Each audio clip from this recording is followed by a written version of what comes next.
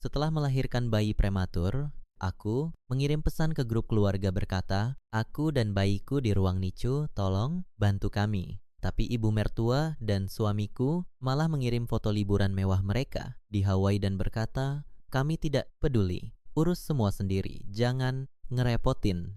Aku hanya diam dan menyusun sebuah kejutan. 2 hari kemudian, 70 panggilan masuk dari suami dan keluarganya panik. Aku hanya menjawab, "Maaf, aku lagi," repot dan mematikan telepon. Mereka berdua histeris. Karena sebelum ceritanya dimulai, silakan tulis di kolom komentar dari daerah mana saja teman-teman yang menonton cerita ini. Jangan lupa like dan subscribe agar channel ini bisa semakin berkembang dan bisa mempersembahkan cerita yang lebih menarik lagi.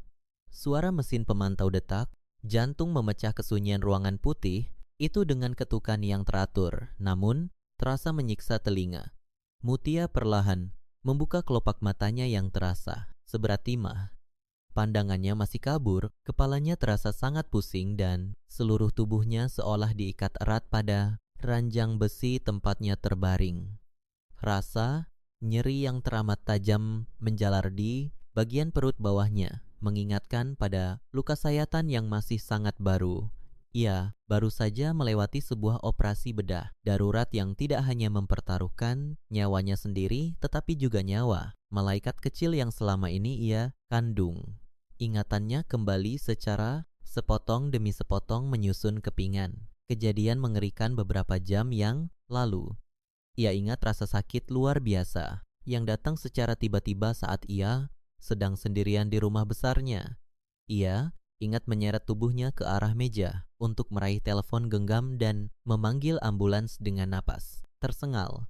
Ia ingat deru sirine memecah jalanan, lampu-lampu terang benderang di ruang operasi dan rasa dingin yang menusuk tulang sebelum kesadarannya ditarik paksa oleh obat bius. Kini ia terbangun dalam kesunyian mutlak di ruang perawatan intensif. Seorang perawat berseragam rapi masuk ke dalam ruangan. Langkah kakinya nyaris tidak terdengar. Ia mendekati ranjang Mutia dan memeriksa selang cairan medis yang menancap di punggung tangan wanita itu. Mutia mencoba bersuara, tetapi tenggorokannya terasa sangat kering, seperti padang pasir yang tak pernah tersentuh hujan. Ia menelan ludah dengan susah payah, memaksakan pita suaranya bekerja sebelum berhasil mengeluarkan pertanyaan parau tentang keberadaan bayinya. Perawat itu tersenyum, menenangkan, namun tatapan matanya menyiratkan duka dan kekhawatiran yang tidak bisa disembunyikan. Dengan suara lembut, perawat menjelaskan bahwa bayi Mutia harus dilahirkan jauh sebelum waktunya karena kondisi medis yang sangat kritis dan membahayakan keselamatan keduanya. Saat ini bayi laki-laki itu berada di ruang perawatan intensif khusus bayi prematur. Tubuh kecilnya diletakkan di dalam tabung penghangat kaca dengan berbagai selang dan alat penyokong kehidupan menempel di dadanya yang rapuh. Mendengar penjelasan itu, pertahanan Mutia runtuh seketika. Hatinya hancur berkeping-keping, membayangkan darah dagingnya harus berjuang sendirian di luar sana, menahan sakit yang mungkin tidak bisa ditanggung oleh ukuran tubuh sekecil itu. Air matanya mengalir deras membasahi bantal rumah sakit yang dingin. Ia ingin bangkit seketika itu juga. Ia ingin berlari menyusuri lorong rumah sakit menuju ruangan tempat anaknya berada. Ia ingin merengkuh tubuh mungil itu, memberikan kehangatan dari pelukannya, dan membisikkan kata-kata penenang bahwa ibunya ada di sini. Namun, jangankan berlari untuk mengangkat kepalanya saja, Mutia tidak memiliki daya. Tubuhnya sama sekali tidak bisa digerakkan. Seolah-olah setiap otot dan tulang di tubuhnya telah kehilangan tenaga. Ia hanya bisa menangis dalam diam, membiarkan air mata menjadi satu-satunya bahasa untuk meluapkan keputusasaan yang mendalam. Dalam kelemahan fisik dan kehancuran batinnya, pikiran Mutia melayang pada suaminya, Fikri. Seharusnya Fikri ada di ruangan ini sejak awal. Seharusnya pria itu yang menggenggam tangannya erat-erat saat ia berjuang melawan maut di atas meja operasi. Seharusnya Fikri yang berdiri di samping tabung kaca bayinya, melantunkan azan dengan suara bergetar untuk menyambut kehadiran putra pertama mereka ke dunia. Namun kenyataannya, ruangan ini kosong melompong. Tidak ada suami yang menenangkan, tidak ada keluarga yang memberikan pelukan hangat. Mutia memohon kepada perawat untuk mengambilkan telepon genggam miliknya di dalam tas yang diletakkan di atas meja kabinet di samping ranjang. Tangan Mutia bergetar hebat saat menerima benda pipih tersebut. Layarnya menyala terang, namun layarnya bersih dari segala bentuk pemberitahuan. Tidak ada satuun panggilan tidak terjawab dari suaminya. Tidak ada pesan khawatir dari ibu, mertuanya, Ibu Imas. Semuanya sepi, padahal sebelum kejadian pendarahan ini terjadi, Mutia sudah mencoba menghubungi mereka berkali-kali karena merasa perutnya sangat tidak nyaman sejak pagi hari. Mutia menguatkan hatinya dan membuka aplikasi pesan di telepon genggamnya. Ia mencari ruang obrolan grup keluarga besar pihak Fikri. Jarinya yang masih terpasang jarum dan plester medis terasa sangat kaku dan nyeri saat digunakan untuk mengetik. Ia berharap pesan yang akan dikirimnya ini bisa menyadarkan Fikri dan keluarganya bahwa ini adalah situasi darurat yang tidak bisa diabaikan. Ia membuang jauh-jauh segala rasa gengsi, rasa sakit hati, atau amarah atas ketidakpedulian suaminya selama beberapa minggu belakangan ini. Saat ini yang paling ia butuhkan hanyalah kehadiran mereka. Ia butuh Fikri datang ke rumah sakit ini sekarang juga, mengurus segala keperluan, administrasi medis yang pasti memakan biaya tidak sedikit dan memberinya sandaran untuk bersandar di masa-masa kritis ini. Sebagai seorang istri, wajar jika ia mengharapkan suaminya berada di garis depan saat musibah datang menerpa. Keluarga kecil mereka dengan napas yang tersengal menahan nyeri sayatan di perutnya. Mutia mulai mengetik kalimat demi kalimat dengan susah payah.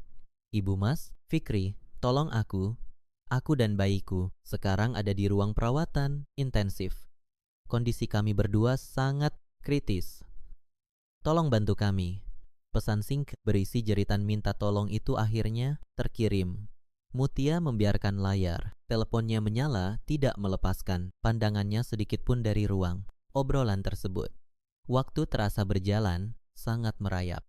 Detik demi detik berlalu, seolah menjadi siksaan batin tersendiri. Ia melihat munculnya tanda bahwa pesan penting itu telah dibaca oleh beberapa anggota grup keluarga, termasuk nomor Fikri dan Ibu Imas. Jantung Mutia berdebar sangat kencang. Ia menunggu balasan yang mungkin berisi pertanyaan, panik tentang nama rumah sakit tempat ia dirawat, atau sekadar ucapan cemas dari seorang suami yang menyesal karena tidak berada di samping istrinya. Bayangan wajah bayinya yang bahkan belum sempat ia sentuh terus menari-nari di pelupuk matanya. Mutia memejamkan mata, rapat-rapat memanjatkan doa tiada henti dalam hati agar Sang Pencipta memberikan keajaiban untuk anak pertamanya.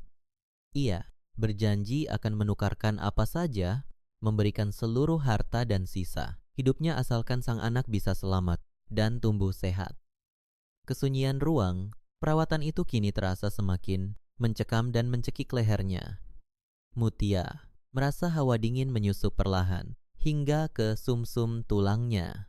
Ia menarik selimut tebalnya dengan sisa tenaga yang ada, berusaha mencari kehangatan yang tidak kunjung datang.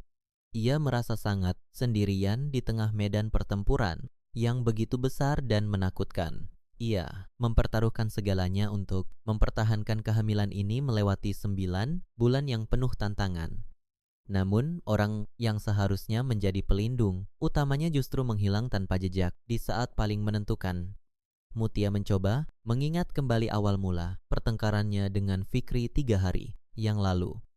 Saat itu Fikri berkemas, terburu-buru dan beralasan ada urusan pekerjaan yang sangat mendesak bersama ibunya keluar kota. Mutia saat itu sudah memohon sambil menangis agar Fikri menunda kepergiannya karena kondisi kehamilannya sedang bermasalah dan dokter sudah memperingatkan untuk beristirahat total. Namun Ibu Imas justru berdiri di depan pintu kamarnya membela Fikri dengan nada tinggi dan menuduh Mutia sebagai istri yang terlalu memanjakan diri. Ibu Imas mengatakan dengan lantang bahwa Fikri harus bekerja keras mencari uang siang dan malam, sehingga Mutia tidak pantas menghalangi langkah suaminya mencari rezeki. Perkataan sang ibu mertua sungguh menyayat hati Mutia, mengingat kenyataan yang sebenarnya mengenai siapa penyokong dana utama dalam keluarga itu. Mutia hanya bisa terdiam dan menundukkan kepala saat itu, memilih untuk mengalah demi menghindari keributan yang lebih besar yang bisa membuat janinnya tertekan. Kini terbaring lemah tak berdaya di atas ranjang rumah sakit yang dingin ini. Mutia sungguh menyesali sikap diamnya selama ini. Ia menyadari bahwa ia telah membiarkan dirinya dan kebaikannya diinjak-injak berulang kali atas nama pengabdian seorang istri. Namun Mutia segera menepis pikiran tersebut, meyakinkan dirinya bahwa saat ini bukanlah waktu yang tepat untuk memikirkan harga dirinya yang terluka. Keselamatan dan kesembuhan bayinya adalah satu-satunya hal yang berharga di dunia ini. Ia kembali memaksakan matanya, menatap layar telepon yang cahayanya mulai meredup. Pesannya sudah berstatus dibaca sejak 15 menit yang lalu. Belum ada satuan ketikan balasan yang muncul. Perasaan gelisah mulai berubah menjadi kepanikan yang menyesakkan dada. Ia berusaha membohongi dirinya sendiri dengan berbagai pembenaran. Mungkin mereka sedang panik dan terburu-buru mencari tiket pulang sehingga tidak sempat mengetik balasan. Suara perawat yang kembali masuk ruangan menyadarkan Mutia dari lamunannya. Perawat itu memeriksa suhu tubuh Mutia dengan wajah tenang. Mutia hanya bisa memaksakan sebuah senyuman tipis di bibirnya yang pucat, menyembunyikan badai ketakutan yang mengamuk hebat di dalam dadanya, terus menanti sebuah ketukan pesan yang ia harap akan menyelamatkan kewarasannya. Layar telepon genggam yang sedari tadi ditatap oleh Mutia tiba-tiba menyala terang, disertai getaran halus yang membuat jantungnya berdegup semakin kencang. Ia segera mengangkat benda pipi itu dengan tangan yang gemetar hebat, nyaris menjatuhkannya ke atas selimut rumah sakit. Ada secercah harapan yang seketika mekar di dalam dadanya. Ia yakin itu adalah balasan dari Fikri, suaminya yang pasti sedang didera kepanikan luar biasa. Setelah membaca pesannya, Mutia sudah membayangkan kalimat panjang berisi permohonan maaf dari Fikri karena tidak berada di sampingnya saat operasi dan janji bahwa pria itu akan segera memesan penerbangan paling awal untuk menemuinya dan melihat bayi mereka. Dengan napas tertahan, jari telunjuk Mutia menyentuh layar untuk membuka pesan yang baru saja masuk ke dalam ruang obrolan grup keluarga tersebut. Harapan yang baru saja mekar di dalam dada Mutia langsung hancur, berkeping-keping dan musnah tanpa sisa. Dalam sekejap mata, balasan yang masuk sama sekali bukan barisan kalimat penenang, apalagi pernyataan rindu dan cemas dari seorang suami. Balasan itu adalah sebuah kiriman foto. Mutia melebarkan kedua matanya yang masih sembab oleh air mata, berusaha memastikan bahwa penglihatannya tidak salah karena pengaruh obat bius. Namun, gambar di layar itu begitu tajam dan jelas. Foto itu memperlihatkan Fikri yang mengenakan kemeja santai bermotif cerah, tersenyum lebar hingga memamerkan deretan giginya. Tangannya menggenggam gelas berisi minuman buah dingin yang segar. Di samping kanannya berdiri Ibu Imas, memakai kacamata hitam lebar dengan topi pantai, tertawa bahagia menghadap kamera. Latar belakang foto tersebut adalah pemandangan pantai luar, negeri yang sangat indah. Hamparan pasir putih bersih dan laut biru jernih di bawah langit yang sangat cerah. Sangat kontras dengan ruangan rumah sakit Mutia yang dingin dan tertutup rapat. Namun, yang membuat darah Mutia seolah berhenti mengalir bukanlah pemandangan liburan mewah itu. Pandangannya terpaku pada sosok ketiga dalam foto tersebut. Di sebelah kiri, Fikri berdiri seorang wanita cantik berambut panjang yang mengenakan pakaian santai elegan. Wanita itu bernama Dina. Posisi tubuh Dina sangat dekat dengan Fikri. Tangannya melingkar mesra di lengan suami Mutia. Dina tersenyum menawan menghadap kamera, seolah menantang dunia dengan pesonanya. Mutia sangat mengenal siapa Dina. Ia adalah wanita yang sering berkunjung ke rumah mereka dengan alasan sebagai kerabat jauh, ibu Imas atau rekan bisnis yang membantu proyek perusahaan Fikri. Mutia selalu berusaha membuang kecurigaannya selama ini karena ia tidak ingin menuduh suaminya tanpa bukti nyata. Namun kini foto di layar teleponnya menjadi bukti tidak terbantahkan yang menghancurkan seluruh kepercayaannya. Di bawah kiriman foto tersebut terdapat pesan teks dari Fikri yang diketik dengan sangat sadar. Kalimatnya berbunyi, "Jangan membuat suasana liburan kami jadi suram dengan drama. Kami sedang menikmati hasil kerja keras dan merayakan kesuksesan besar di sini. Urus saja semuanya sendiri. Kamu kan sudah dewasa. Jangan merepotkan kami terus. Merusak suasana saja." Belum sempat Mutia mencerna seluruh kekejaman dari kalimat suaminya. Satu pesan, balasan lagi muncul di bawahnya. Kali ini pesan itu berasal dari nomor telepon Ibu Imas. Pesan sang ibu mertua berbunyi, "Dina jauh lebih menyenangkan. Diajak jalan-jalan daripada kamu yang hanya bisa mengeluh dan menyusahkan. Anakku, jangan ganggu kesenangan Fikri dan Dina. Urus saja masalahmu di rumah. Sakit itu sendirian. Jangan mencari perhatian." Mutia membaca ulang pesan demi pesan itu berkali-kali. Setiap kata seolah menjadi pedang kasat mata yang menusuk-nusuk perutnya yang baru saja dibedah, mengoyak luka jahitannya dari dalam.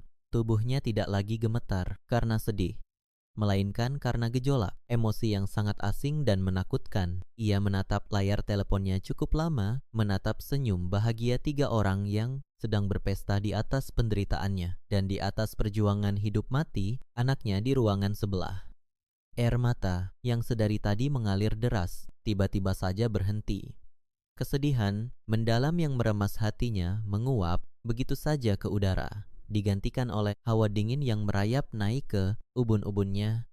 Hatinya yang hancur perlahan-lahan membeku, mengeras menjadi bongkahan amarah yang sangat tenang namun mematikan. Ia meletakkan telepon, genggamnya perlahan di atas dadanya, menatap langit-langit kamar rumah sakit yang berwarna putih bersih. Selama ini, ia telah menutup mata rapat-rapat, menahan segala perlakuan buruk demi mempertahankan keutuhan rumah tangga. Ia selalu mengalah saat Ibu Imas merendahkannya di depan kerabat yang lain. Ia tetap diam dan tersenyum saat Fikri menghamburkan uang untuk membeli barang-barang mewah yang tidak penting. Mutia membiarkan mereka hidup bagaikan raja dan ratu, memberikan kepercayaan penuh kepada Fikri untuk mengelola semua aset bisnis yang sebenarnya adalah hasil keringat Mutia sendiri peninggalan keluarganya. Fikri dan ibunya selalu bersikap seolah-olah kemewahan yang mereka nikmati adalah hasil kerja keras pria itu.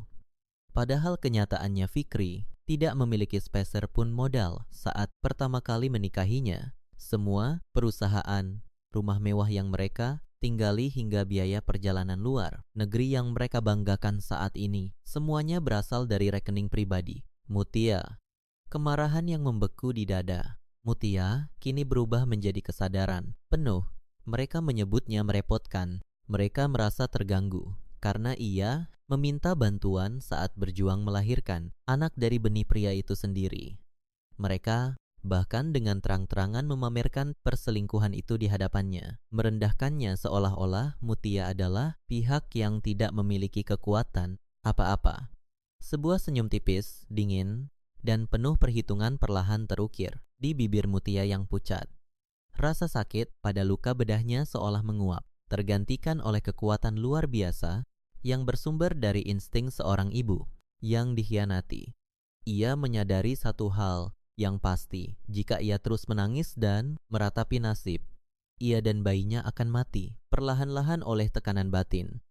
Ia harus bangkit dan mengingatkan parasit-parasit itu tentang siapa pemilik tahta kahta yang selama ini mereka duduki.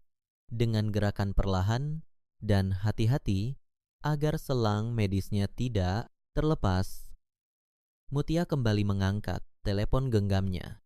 Ia mengabaikan rasa perih di jarinya dan mulai mencari sebuah nomor penting di daftar kontaknya. Nomor itu milik bapak, pengacara, orang kepercayaan mutlak Keluarganya yang selama ini mengurus seluruh dokumen hukum dan kekayaan milik Mutia yang sengaja ia sembunyikan pengelolaannya dari jangkauan Fikri. Telepon berdering 2 kali sebelum terdengar suara bariton yang tegas dari seberang sambungan.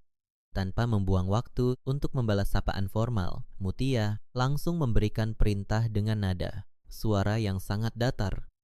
Tenang, namun membawa aura ancaman yang tidak bisa dibantah oleh siapapun. Tolong dengarkan. Perintah saya baik-baik, Bapak. Pengacara, saya ingin Anda mencabut seluruh dukungan dana dari perusahaan yang dijalankan Fikri saat ini juga. Blokir seluruh akses menuju rekening gabungan kami. Batalkan semua kartu pembayaran yang ada di tangan Fikri dan ibunya seketika ini juga tanpa peringatan. Bekukan semua aset atas nama saya yang selama ini mereka pakai. Jangan sisakan satu celah pun untuk mereka mengakses uang saya. Lakukan semuanya sekarang. Detik ini juga, pastikan dalam waktu kurang dari 1 jam mereka terputus dari segala sumber keuangan. Suara Mutia terdengar sangat mantap bergema di ruangan yang sunyi. Itu, di seberang telepon, sang pengacara sempat terdiam sejenak menangkap keseriusan yang mutlak dari nada bicara klien utamanya itu sebelum menjawab dengan penuh kepatuhan. Perintah Anda sangat jelas.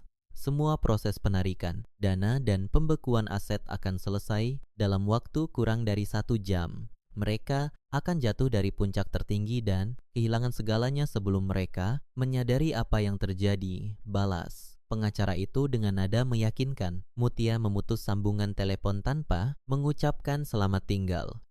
Ia meletakkan benda itu kembali ke atas meja dengan gerakan perlahan. Matanya menatap lurus ke arah pintu ruangan yang tertutup rapat. Membayangkan di balik pintu itu ada anak laki-lakinya yang sedang berjuang melawan kematian. Mutia mengepalkan tangannya kuat-kuat. Parasit-parasit itu mengira mereka bisa membuangnya begitu saja setelah menghisap habis kebaikannya. Mereka mengira Mutia adalah wanita lemah yang hanya bisa menangis dan menerima nasib. Mereka merayakan kemenangan terlalu dini di luar negeri sana. Mulai hari ini, Mutia memastikan bahwa setiap tetes air matanya di rumah sakit ini akan dibayar lunas dengan kehancuran mutlak bagi orang-orang yang telah membuangnya. Dan badai kehancuran itu baru saja ia mulai, tanpa mengeluarkan satu tetes pun air mata tambahan. Ruangan perawatan intensif itu masih terasa sangat dingin, namun hawa beku di dalam dada Mutia jauh lebih membekukan daripada suhu penyejuk ruangan. Setelah memberikan instruksi tegas kepada pengacaranya, Mutia meletakkan telepon genggamnya di atas meja kecil di samping tempat tidur. Ia memejamkan mata, membiarkan pikirannya mengurai kembali rentetan kebohongan yang selama ini menyelimuti kehidupan rumah tangganya. Selama bertahun-tahun, ia telah hidup dalam sebuah sandiwara yang dirancang begitu rapi oleh suaminya sendiri. Fikri selalu tampil sebagai sosok suami yang bekerja sangat keras, pria cerdas yang seolah-olah membangun kerajaan bisnis dari nol. Ibu Imas, sang ibu mertua, tidak pernah berhenti membanggakan putra tunggalnya itu di hadapan seluruh kerabat. Mereka selalu bercerita dengan dada membusung tentang betapa hebatnya Fikri memimpin puluhan pegawai dan menghasilkan keuntungan miliaran rupiah setiap bulannya. Mutia selama ini hanya diam dan tersenyum. Setiap kali mendengar bualan tersebut, ia memilih menekan harga dirinya demi menjaga kehormatan sang suami di mata dunia. Kenyataan yang sebenarnya tersimpan rapat di dalam lemari besi di ruang kerja Mutia. Seluruh perusahaan, dagang, dan properti yang dikelola Fikri adalah warisan murni dari mendiang orang tua Mutia. Saat mereka menikah, Fikri hanyalah seorang pegawai biasa yang bahkan kesulitan membayar biaya sewa tempat tinggalnya sendiri. Mutia yang digerakkan oleh rasa cinta dan pengabdian seorang istri perlahan-lahan mengangkat derajat suaminya. Ia memberikan posisi direktur utama kepada Fikri, memberikannya wewenang untuk mengambil keputusan bisnis dan membiarkan pria itu menikmati fasilitas mewah agar terlihat meyakinkan di depan para rekan kerja. Mutia memberikan akses ke beberapa rekening perusahaan percaya penuh bahwa suaminya akan mengelola harta tersebut dengan bijaksana untuk masa depan keluarga mereka. Ia tidak pernah menyangka bahwa kebaikannya justru menjadi senjata yang digunakan Fikri untuk menikam punggungnya. Pria itu menggunakan kekayaan Mutia untuk memanjakan ibunya dan membiayai gaya hidup mewah bersama wanita lain. Suara ketukan pintu yang sangat pelan membuyarkan lamunan Mutia. Seorang dokter spesialis kandungan yang sejak awal menangani operasinya masuk ke dalam ruangan diikuti oleh seorang perawat. Wajah dokter Parubaya itu terlihat serius, namun menyimpan sebersit kelegaan. Dokter itu berdiri di samping ranjang Mutia, memeriksa catatan medis yang menempel di ujung tempat tidur sebelum menatap Mutia dengan senyum tipis. "Bagaimana perasaan Anda hari ini, Nyonya Mutia? Apakah rasa nyeri di bagian perut sudah mulai berkurang?" Tanya dokter itu dengan nada suara yang sangat tenang dan menyejukkan. "Masih terasa sakit saat saya bergerak, dokter, tapi saya bisa menahannya. Tolong, katakan bagaimana keadaan anak saya. Apakah dia baik-baik saja di ruang perawatan sebelah?" Mutia membalas pertanyaan itu dengan suara yang masih paraau. Matanya menatap dokter dengan penuh harap. "Putra Anda adalah seorang pejuang yang sangat tangguh. Meskipun lahir sangat jauh dari waktu perkiraan dan organ paru-parunya belum berkembang sempurna, dia menunjukkan tanda-tanda kehidupan yang sangat kuat. Kami telah memberikan obat-obatan untuk memacu pematangan organ tubuhnya. Detak jantungnya mulai stabil sejak 1 jam yang lalu. Dia masih harus berada di dalam tabung penghangat dan menggunakan alat bantu napas untuk waktu yang cukup lama. Tetapi masa kritis pertamanya sudah berhasil ia lewati dengan baik." Jelas dokter tersebut sambil menganggukkan kepalanya perlahan, memberikan keyakinan kepada Mutia. Mata harus ketika menetes membasahi sudut mata Mutia. Berita itu adalah satu-satunya hal yang ia butuhkan untuk tetap waras di tengah kehancuran hidupnya. Putranya berjuang begitu keras untuk bertahan hidup. Maka Mutia bersumpah pada dirinya sendiri bahwa ia juga harus menjadi wanita yang tidak terkalahkan demi melindungi darah dagingnya. Ia menyeka air matanya dengan ujung jari menatap dokter itu dengan pandangan yang tiba-tiba berubah menjadi sangat tajam dan penuh tekad. "Terima kasih banyak dokter. Saya mohon berikan perawatan medis yang paling baik untuk anak saya. Berapun biayanya, tolong gunakan fasilitas dan peralatan yang paling canggih yang dimiliki rumah sakit ini. Saya ingin segera bisa melihatnya. Kapan saya diizinkan duduk di kursi roda dan pergi ke ruangan tempat anak saya dirawat?" tanya Mutia dengan nada suara yang menuntut ketegasan. "Jika kondisi tekanan darah Anda stabil sampai sore, nanti perawat akan membantu Anda memindahkan tubuh ke kursi roda. Anda hanya boleh melihatnya dari balik kaca demi menjaga area ruangan bayi tetap steril dari bakteri luar. Anda juga harus mulai memompa air susu meskipun jumlahnya mungkin masih sangat sedikit, karena itu adalah obat terbaik untuk memulihkan daya tahan tubuh putra Anda," jawab dokter sebelum akhirnya berpamitan keluar ruangan untuk memeriksa pasien lain. Sepeninggal dokter tersebut, telepon genggam Mutia bergetar panjang. Sebuah panggilan masuk dari pengacaranya. Mutia segera menggeser layar dan menempelkan benda itu ke telinganya. "Lapor Nyonya Mutia. Semua instruksi Anda sudah saya laksanakan dengan sempurna tanpa ada halangan sedikit pun."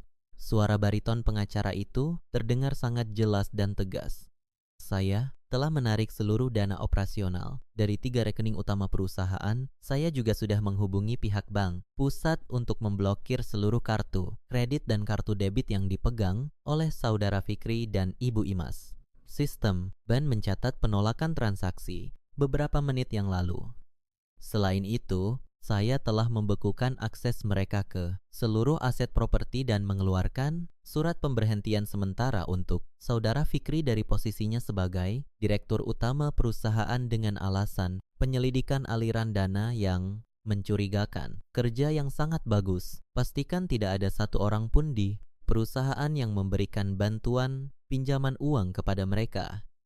Jika ada pegawai yang berani mentransfer uang sekecil apapun kepada Fikri, langsung berikan surat pemecatan hari ini juga. Biarkan mereka menikmati liburan mereka tanpa uang sepeser pun di negeri orang. Perintah Mutia dengan nada yang sangat dingin, hatinya tidak menyisakan ruang sedikit pun untuk belas kasihan.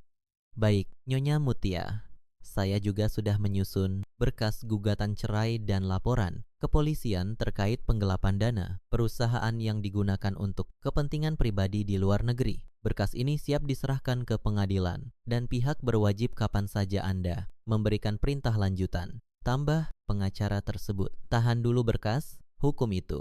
Biarkan mereka merasakan kepanikan menjadi orang gelandangan terlebih dahulu. Biarkan mereka merasakan bagaimana rasanya tidak memiliki tempat bernaung dan tidak memiliki uang untuk makan. Ketika mereka akhirnya berhasil merangkak pulang ke negara ini, barulah kita berikan kejutan, sambutan yang sesungguhnya.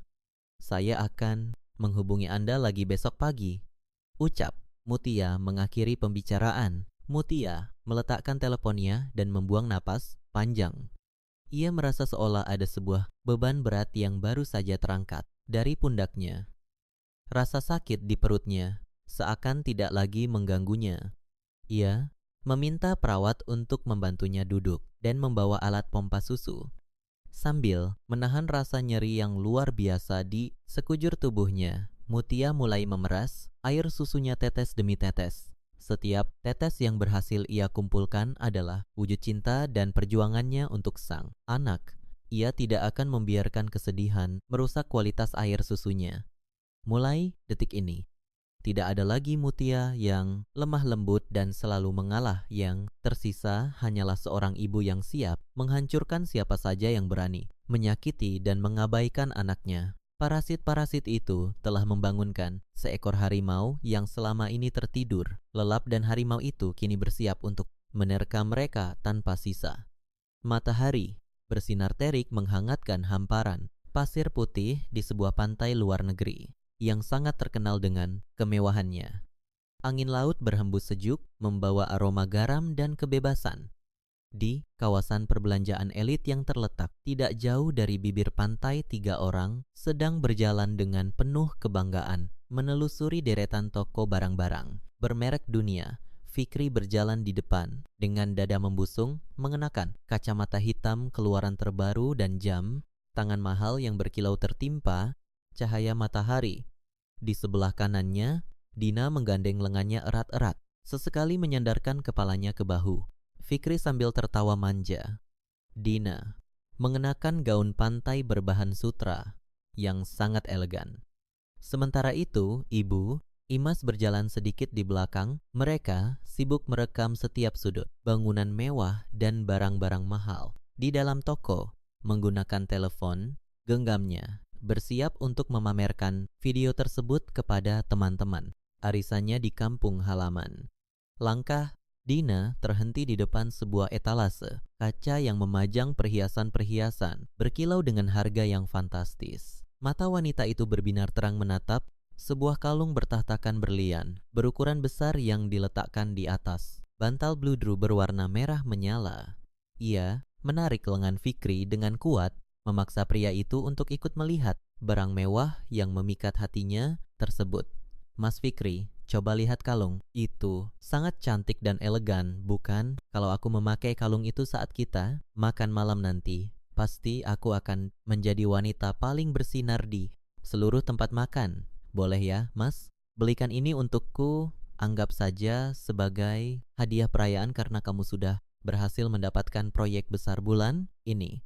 Rajuk Dina dengan nada suara yang dibuat sangat manja, matanya mengerjap-ngerjap merayu. Fikri melirik label harga yang tertera di samping kalung tersebut. Angkanya menunjukkan nilai ratusan juta jika ditukar dengan mata uang negara asal mereka. Fikri tersenyum lebar, merasa sangat berkuasa dan kaya raya. Ia menepuk tangan Dina dengan lembut dan membusungkan dadanya semakin tinggi. Tentu saja boleh, sayang. Apapun yang kamu inginkan, pilih saja. Harga kalung itu tidak ada artinya dibandingkan dengan kebahagiaanmu. Ayo, kita masuk dan langsung minta pegawai toko untuk membungkusnya. jawab Fikri dengan suara lantang, sengaja agar beberapa pelanggan lain di sekitar toko mendengar kesombongannya. Ibu Imas yang mendengar percakapan itu segera menyusul, masuk ke dalam toko perhiasan yang lantainya terbuat dari marmer mengkilap. Mereka disambut oleh pegawai toko yang berpakaian sangat rapi. Dina langsung menunjuk kalung berlian, incarannya. Sementara Ibu Imas juga ikut-ikutan menunjuk sepasang anting emas bertahtakan batu mulia berwarna biru laut. Fikri hanya menganggukkan kepala sambil tersenyum congkak, menyetujui semua permintaan dua wanita yang sangat ia manjakan itu. Pegawai toko membungkus perhiasan tersebut dengan kotak yang sangat mewah dan membawa tagihan pembayaran ke arah meja kasir. Fikri berjalan menuju meja kasir. Dengan gaya berjalan yang sangat santai, ia mengeluarkan sebuah dompet kulit tebal dan menarik satu kartu berwarna hitam yang selama ini selalu menjadi kebanggaannya. Ia menyerahkan kartu itu kepada pegawai kasir dengan gaya seolah-olah ia adalah pemilik toko tersebut. Pegawai kasir memasukkan kartu ke dalam mesin pembayaran elektronik. Fikri berbalik ke arah Dina dan ibunya, memberikan kedipan mata bangga. Namun, beberapa detik kemudian, mesin itu mengeluarkan bunyi penolakan yang cukup keras. Pegawai kasir melihat layar mesin dengan kening berkerut. "Mohon maaf, Tuan.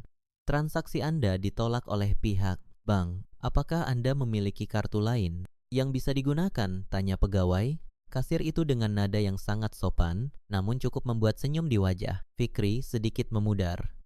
Mungkin ada gangguan jaringan antar negara. Coba pakai mesin yang lain atau gesek sekali lagi. Saldo di kartu itu jumlahnya tidak terbatas, ucap Fikri berusaha menutupi rasa gugupnya. Tangannya mengibas ke udara meremehkan situasi. Pegawai kasir mengulang proses pembayaran.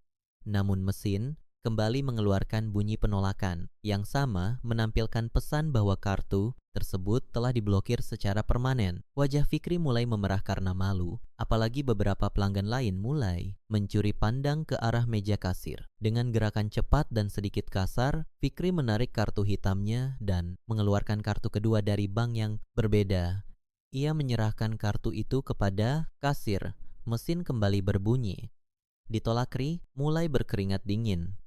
Ia mengeluarkan semua kartu yang ia miliki di dalam dompetnya, menyejalkannya ke atas meja kaca.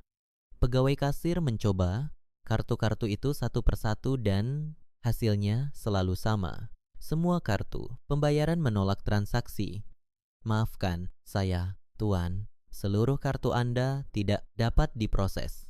Mungkin Anda perlu menghubungi bank Anda terlebih dahulu. Kami tidak bisa menyerahkan perhiasan ini tanpa pembayaran yang berhasil," ucap pegawai kasir. Kali ini nadanya terdengar lebih dingin dan tatapannya mulai menyelidik, mengira Fikri adalah seorang penipu. "Mas Fikri, ada apa ini? Kenapa memalukan sekali? Kalau tidak punya uang, tidak usah berjanji membelikan perhiasan mahal," ketus Dina yang wajahnya seketika berubah masam. Ia mundur beberapa langkah, merasa sangat terhina menjadi pusat perhatian di toko mewah tersebut. Ibu Imas juga mulai panik. Ia mencoba membuka aplikasi bank di telepon genggamnya.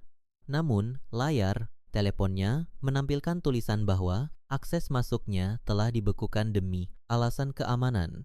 Fikri menarik lengan ibunya dan Dina mengajak mereka keluar dari toko perhiasan itu dengan langkah terburu-buru, menghindari tatapan merendahkan dari para pegawai toko. Setibanya di luar, udara pantai yang panas terasa semakin menyengat kulit. "Ini pasti ada kesalahan sistem di kantor pusat. Aku akan menelepon direktur keuangan sekarang juga. Mereka pasti melakukan kesalahan bodoh yang memblokir kartu-kartuku saat aku sedang berada di luar negeri," gerutu Fikri sambil menekan nomor telepon direktur perusahaannya dengan jari yang gemetar. Panggilan tersambung setelah nada dering kelima. Suara direktur keuangan di seberang sana terdengar sangat panik dan dipenuhi ketakutan. "Halo Pak Fikri, akhirnya Bapak bisa dihubungi. Keadaan di kantor sedang sangat kacau balau Pak setengah. Jam yang lalu, pihak bank dan pengacara pribadi Nyonya Mutia datang membawa surat kuasa resmi. Seluruh dana di rekening perusahaan telah ditarik habis, tak tersisa. Nyonya Mutia membekukan semua aliran dana operasional dan memblokir seluruh kartu atas nama Bapak. Lapor Direktur Keuangan dengan suara bergetar nyaring. Apa maksudmu? Perusahaan ini milikku. Bagaimana bisa? Pengacara itu menarik uang tanpa tanda. Tanganku, coba transfer uang darurat ke rekening pribadiku sekarang juga. Aku butuh uang tunai untuk membayar hotel dan kembali ke tanah air. Teriak Fikri, urat lehernya menonjol menahan amarah dan kepanikan yang luar biasa. Tidak, bisa Pak, pengacara itu juga memberikan surat pemberhentian resmi untuk Bapak. Secara hukum, seluruh aset dan modal perusahaan ini memang terdaftar mutlak atas nama Nyonya Mutia sedari awal. Berdiri, kami tidak berani melanggar hukum Pak. Jika kami berani mengirimkan uang 1 sen pun kepada Bapak, kami semua akan langsung dilaporkan ke pihak berwajib atas tuduhan penggelapan. Kami tidak bisa membantu Bapak sama sekali. Maafkan saya Pak, ucap Direktur Keuangan sebelum sambungan telepon itu diputus secara sepihak dari Jakarta. Fikri berdiri mematung di pinggir jalan raya luar negeri yang ramai itu. Telepon, genggamnya perlahan merosot dari genggamannya. Otaknya seakan berhenti bekerja. Baru beberapa jam yang lalu, ia mengirimkan pesan ke jam yang menyuruh istrinya mengurus masalah sendirian dan menganggap pesannya sebagai gangguan kecil di tengah liburan mewah. Kini ia menyadari kebenaran yang mengerikan. Pesan dari Mutia di ruang perawatan intensif itu bukanlah sebuah rengekan, minta tolong. Pesan itu adalah kesempatan terakhir yang diberikan Mutia kepadanya. Dan karena ia telah membuang kesempatan itu dengan penuh kesombongan, Mutia kini meruntuhkan seluruh langit di atas kepalanya. Fikri, Ibu Imas, dan Dina kini berdiri di negara orang asing, terjebak di tanah impian yang tiba-tiba berubah menjadi neraka tanpa uang speser pun di dalam saku mereka. Badai kehancuran itu baru saja menyapu habis seluruh kesombongan mereka. Langit luar, negeri yang cerah seolah berubah menjadi mendung yang sangat pekat di mata Fikri. Telepon genggam yang baru saja ia gunakan untuk menghubungi kantornya terlepas begitu saja dari genggaman. Tangannya yang bergetar hebat jatuh membentur trotuar jalanan dengan suara berderak. Laki-laki itu berdiri memat bagaikan patung batu. Napasnya tersengal-sengal seakan-akan pasokan udara di sekitarnya telah habis terhisap. Keringat dingin sebesar biji jagung mulai bermunculan di dahinya, mengalir turun melewati pelipis dan membasahi kerah kemeja mahalnya. Pikirannya kosong melompong, tidak mampu mencerna rentetan kejadian mengerikan yang baru saja menimpanya dalam hitungan menit. Kata-kata Direktur Keuangannya terus berputar-putar di dalam kepalanya, bagaikan kaset rusak yang terus mengulang nada sumbang. Semua uang ditarik habis. Semua kartu diblokir. Fikri dipecat dari jabatannya. Kekayaan yang selama ini ia banggakan dan ia gunakan untuk menyombongkan diri, ternyata bisa lenyap tak berbekas hanya dengan satu jentikan jari dari wanita yang baru saja ia caci maki. Dina yang sedari tadi berdiri di sampingnya mulai kehilangan kesabaran. Wanita itu melipat kedua tangannya di depan dada, menatap Fikri dengan sorot mata tajam dan penuh tuntutan. Wajah cantiknya yang beberapa saat lalu memancarkan senyum manja kini berubah menjadi sangat kaku dan sinis. Ia merasa sangat dipermalukan di dalam toko perhiasan tadi. Dan kini pria yang menjanjikan kemewahan kepadanya malah berdiri mematung seperti orang bodoh di pinggir jalan raya. Dina menyentuh bahu Fikri dengan kasar, mengguncang tubuh pria itu untuk menyadarkannya dari lamunan kosong. Ia tidak peduli dengan wajah pucat pasi Fikri. Yang ia pedulikan hanyalah penjelasan mengapa ia tidak bisa mendapatkan kalung berlian yang sudah ia bayangkan akan melingkar indah di lehernya. Mas Fikri, kamu ini, kenapa? Jangan diam saja seperti orang kebingungan. Cepat telepon bank pusat, sekarang juga, dan selesaikan masalah kartu pembayaranmu ini. Aku tidak mau tahu. Hari ini kamu harus membelikan kalung itu untukku. Kamu sudah berjanji. Di depan pelayan toko tadi. Mau ditaruh di mana wajahku kalau kita pergi begitu saja karena kamu tidak bisa membayar, tuntut Dina dengan suara melengking yang memekakkan telinga, sama sekali tidak menyembunyikan rasa kesalnya. Ibu Imas, yang melihat keadaan putranya mulai ikut merasa cemas. Ia mendekati Fikri dan memungut telepon genggam yang terjatuh di trotoar. Layar telepon itu retak, namun masih menyala. Ibu Imas menepuk punggung Fikri dengan lembut, mencoba menenangkan putra kesayangannya, meskipun hatinya sendiri diliputi perasaan was-was yang luar biasa. Ia belum pernah melihat Fikri terlihat begitu hancur dan ketakutan selama bertahun-tahun terakhir. Nak, ada apa? Sebenarnya, siapa yang tadi kamu telepon? Apakah benar B melakukan kesalahan? Coba hubungi Mutia. Suruh. Istri tidak berguna itu yang menelepon. Pihak bank dari sana. Dia kan selalu di rumah. Suruh dia bekerja sedikit untuk mengurus masalah suaminya, ucap Ibu Imas dengan nada memerintah. Masih belum menyadari malapetaka apa yang sebenarnya sedang terjadi. Mendengar nama Mutia disebut, pertahanan diri Fikri runtuh seketika.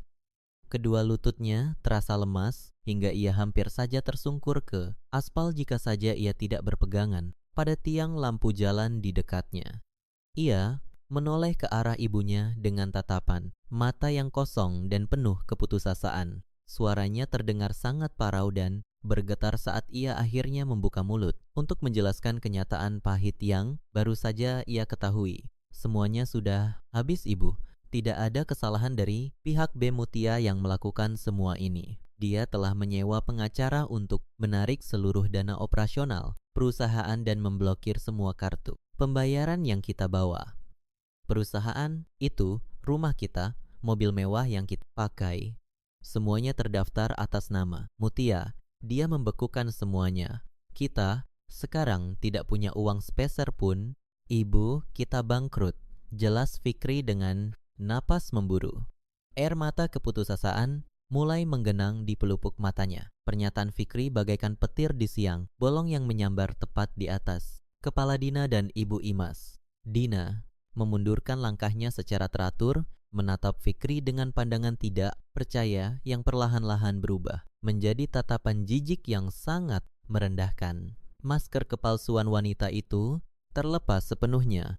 Selama ini ia bersedia melayani Fikri dan bersikap manis karena ia mengira pria itu adalah seorang pengusaha sukses yang memiliki kekayaan tanpa batas.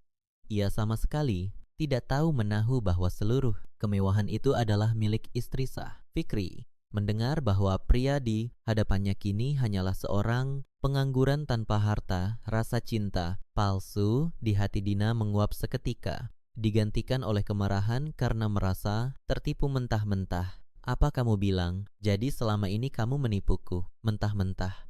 Kamu berpura-pura menjadi pria kaya raya yang membelikan aku barang-barang mewah. Padahal semua uang itu milik istrimu. Pria macam apa kamu? Ini Mas, memalukan sekali. Aku merendahkan diriku berjalan bersamamu karena aku pikir kamu bisa menjamin masa depanku. Kalau kamu miskin dan tidak punya apa-apa, untuk apa aku membuang waktuku di sini bersamamu? Teriak Dina tanpa mempedulikan orang-orang yang berlalu lalang di sekitar mereka. Dina, jaga ucapanmu. Berani-beraninya kamu berbicara seperti itu kepada anak. Selama ini kamu sudah menikmati uang anakku. Kamu sudah diajak berlibur ke luar negeri. Kamu harus setia menemaninya di saat sulit seperti ini. Ibu Imas membentak Dina dengan marah, berusaha membela putranya meskipun tangannya sendiri gemetar ketakutan memikirkan nasib mereka. Dina tertawa keras.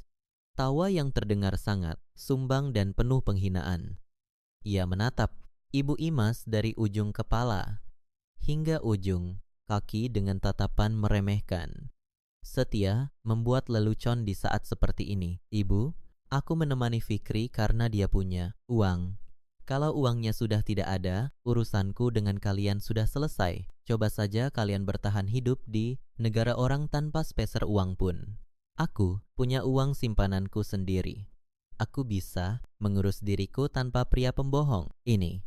Tanpa membuang waktu lagi, Dina membalikkan badannya dan melangkah pergi. Dengan cepat meninggalkan Fikri dan ibu. Imas yang masih berdiri mematung di pinggir jalan. Ia menghentikan sebuah kendaraan umum dan masuk ke dalamnya. Tanpa menoleh sedikit pun ke belakang, Fikri hanya bisa menatap kepergian. Wanita yang selama ini ia puja-puja itu dengan tatapan kosong. Ia menyadari betapa bodohnya dirinya menukar seorang istri yang setia dan tulus seperti Mutia dengan seorang wanita berhati parasit seperti Dina.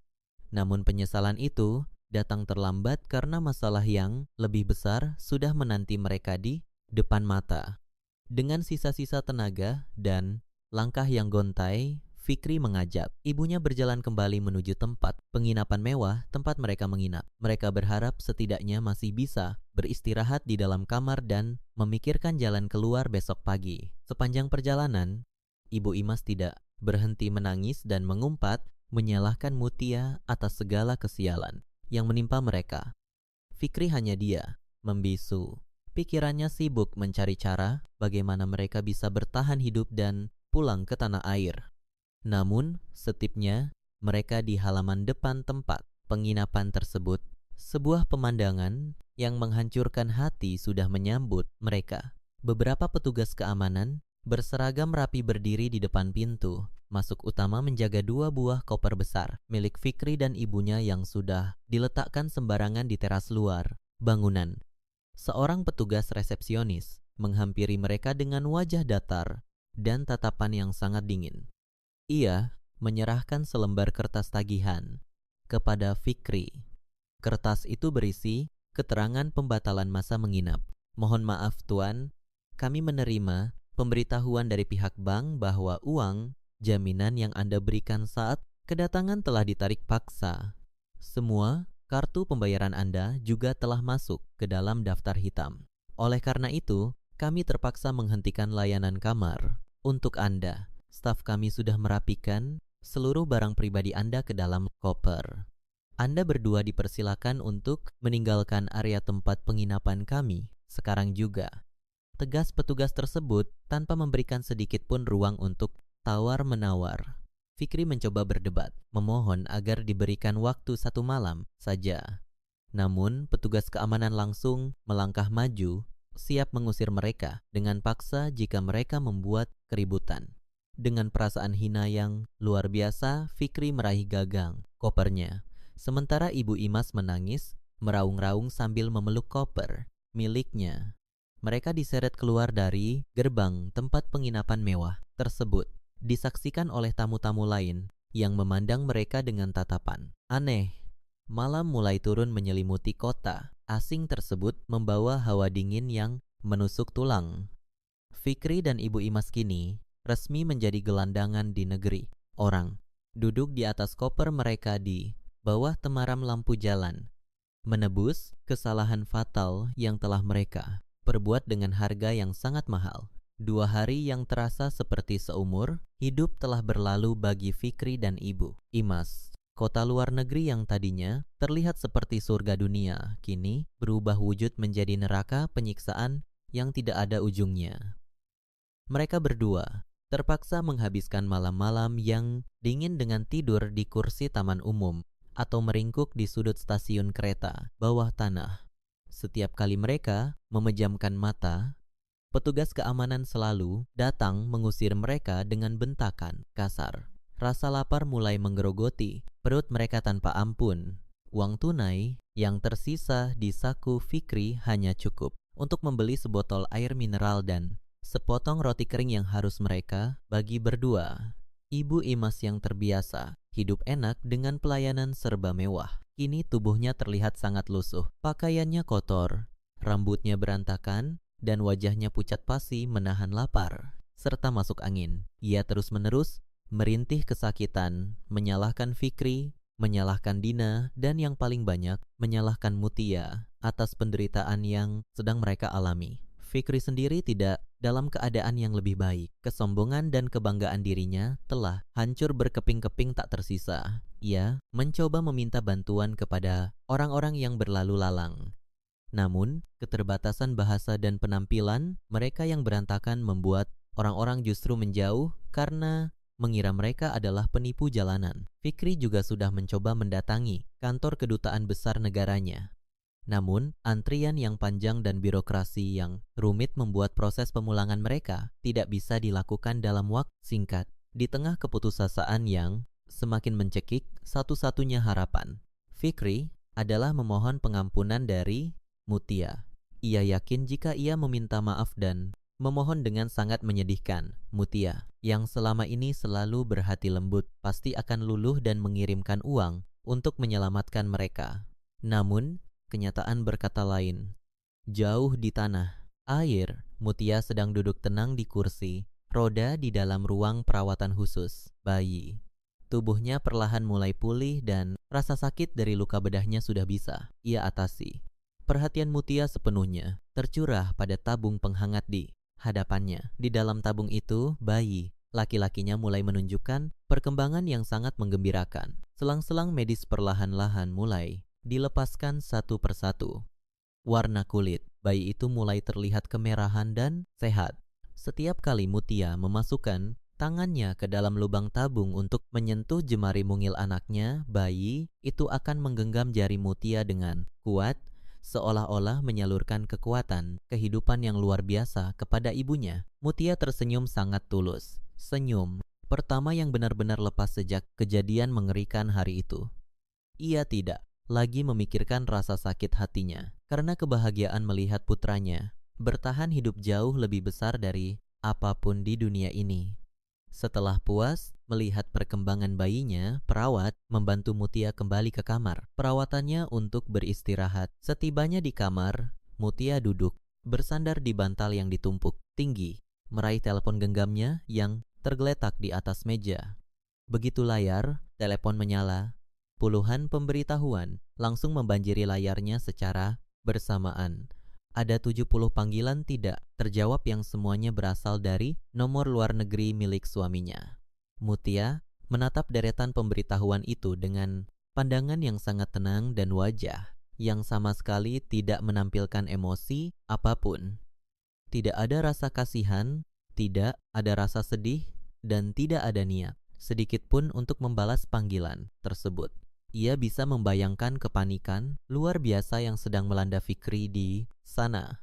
Dan bayangan itu justru memberikan rasa kepuasan tersendiri di sudut hatinya.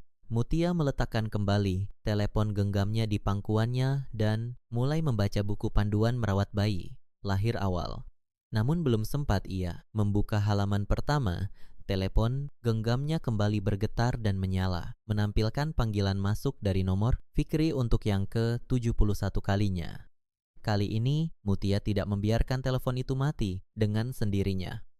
Ia memutuskan bahwa sudah waktunya untuk memberikan pukulan terakhir secara langsung, menutup rapat-rapat pintu pertolongan yang sangat dinantikan oleh sang pengkhianat. Dengan gerakan santai, Mutia menggeser tombol hijau di layar dan menempelkan benda tersebut ke telinganya. "Halo," ucap Mutia dengan nada suara yang sangat pelan datar, namun terdengar begitu tajam menembus udara. Di seberang sambungan telepon terdengar suara tarikan napas panjang yang sangat melegakan disusul oleh suara isakan tangis yang keras. Fikri menjerit, histeris memanggil nama istrinya, Mutia. "Ya Tuhan, akhirnya kamu mengangkat teleponku. Mutia, tolong aku, tolong kami. Kami sudah tidak tahan lagi hidup seperti ini. Kami tidur di jalanan. Kami tidak punya makanan. Ibu sakit parah karena kedinginan. Tolong hentikan semua ini." Mutia buka blokir rekeningnya sekarang juga. "Aku mohon, ampuni kesalahanku. Aku hilaf. Mutia, tolong transfer uang supaya kami bisa membeli tiket pesawat pulang dan makan yang layak hari ini. Aku berjanji akan menjadi suami yang baik kalau kita kembali ke rumah nanti." Fikri berbicara dengan sangat cepat. Kata-katanya saling bertabrakan diselingi oleh suara tangisan yang sangat memilukan. Di latar belakang terdengar suara Ibu Imas yang ikut merintih meminta belas kasihan.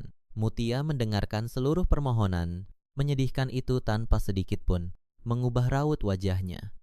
Mata wanita itu menatap lurus ke arah jendela kamar yang menampilkan langit biru cerah membiarkan suaminya menghabiskan seluruh kata-kata permohonannya. Setelah Fikri selesai berbicara dan hanya menyisakan suara napas yang tersengal-sengal menunggu jawaban, barulah Mutia membuka suara. Ia mengucapkan setiap kata dengan artikulasi yang sangat jelas dan tekanan yang mematikan, mengembalikan setiap paku yang pernah ditancapkan Fikri ke dalam dadanya.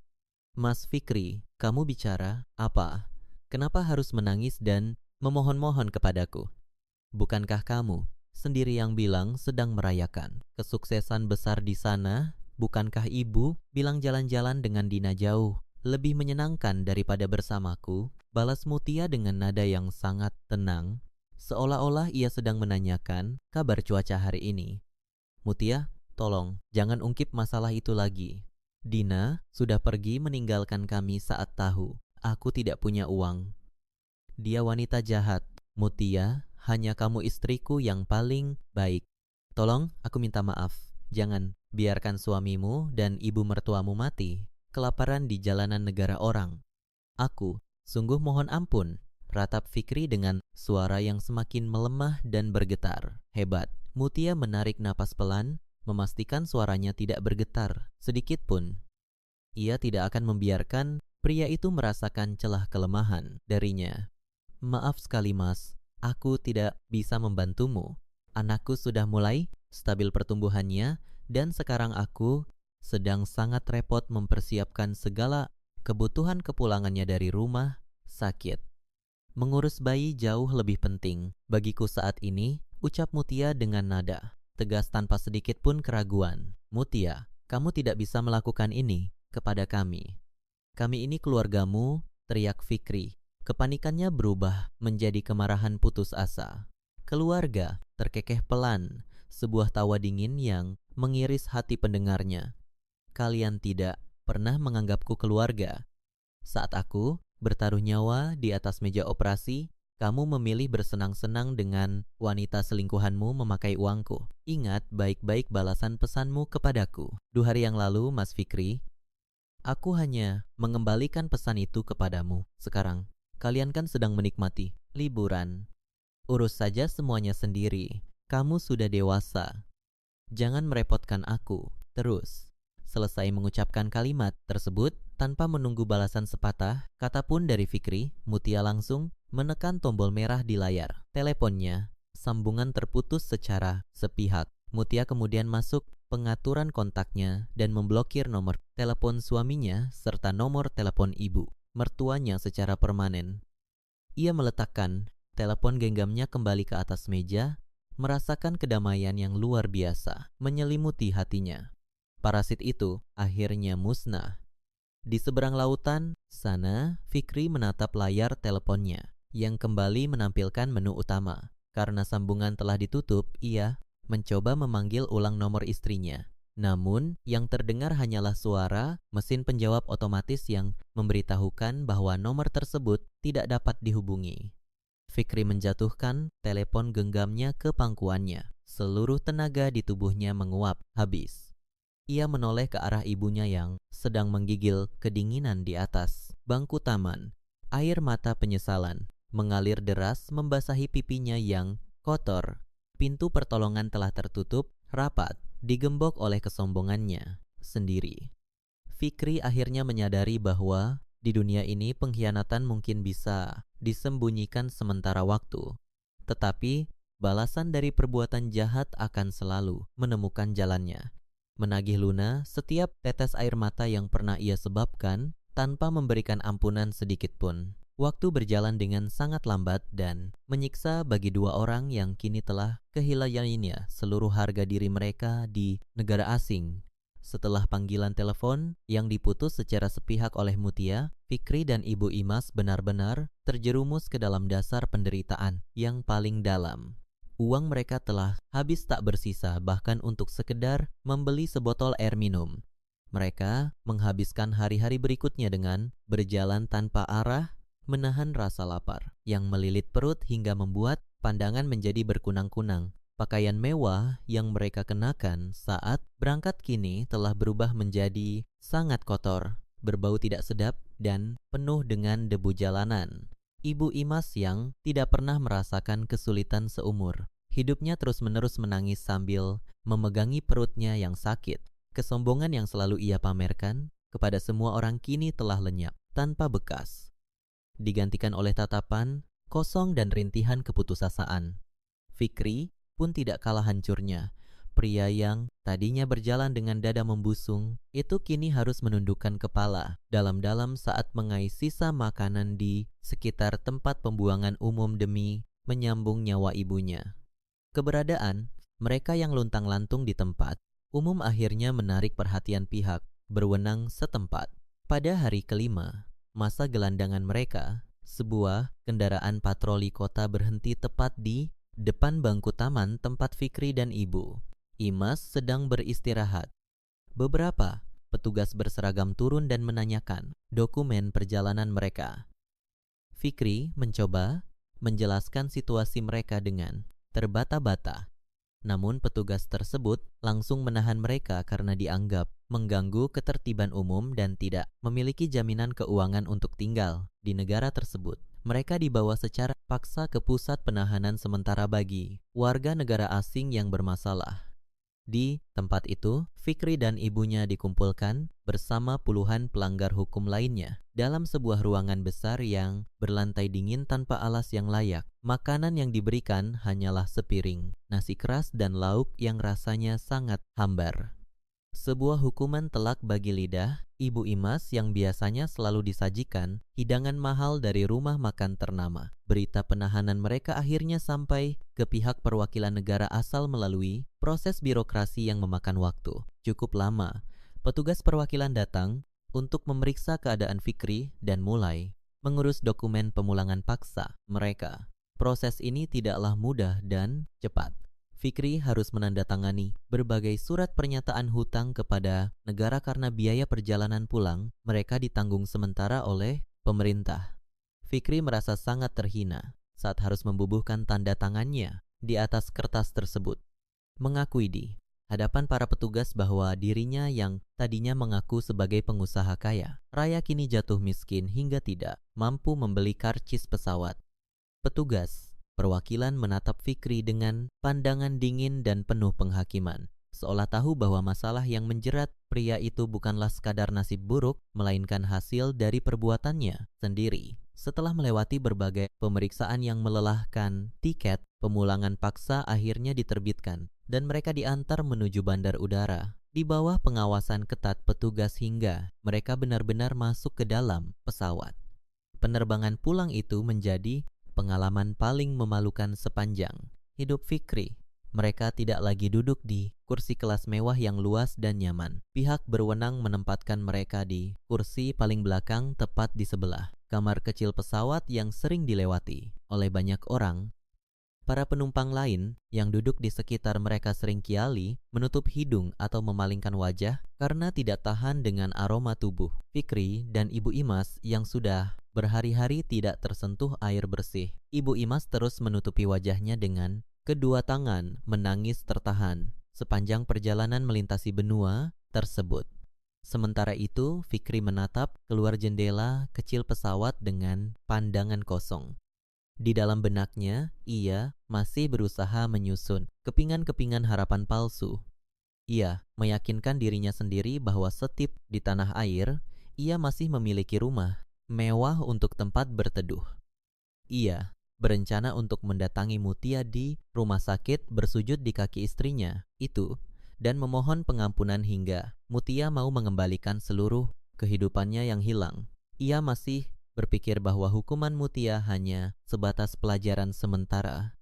Berjam-jam kemudian, roda pesawat akhirnya menyentuh landasan pacu di tanah air. Hawa panas langsung menyergap saat pintu pesawat dibuka, menyadarkan Fikri bahwa ia telah kembali ke tempat di mana ia harus menghadapi kenyataan yang sesungguhnya.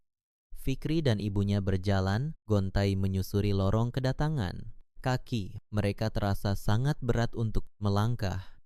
Terlebih saat melihat orang-orang di sekeliling mereka disambut dengan pelukan hangat oleh keluarga masing-masing. Tidak ada yang menjemput Fikri. Tidak ada kendaraan mewah yang menunggu di luar sana. Mereka hanya 2 orang pesakitan yang berjalan menyeret koper-koper usang yang penuh dengan rasa malu. Namun, Fikri berusaha menguatkan hatinya. Ia menggenggam lengan ibunya erat-erat dan membimbing wanita tua itu menuju pintu keluar utama bandar udara. Langkah Fikri tiba-tiba terhenti tepat di pintu keluar. Di hadapannya berdiri 4 orang pria bertubuh tegap dengan wajah sangat tegas. Mereka tidak mengenakan seragam, namun lencana perak yang tergantung di leher mereka menunjukkan identitas yang tidak bisa dibantah.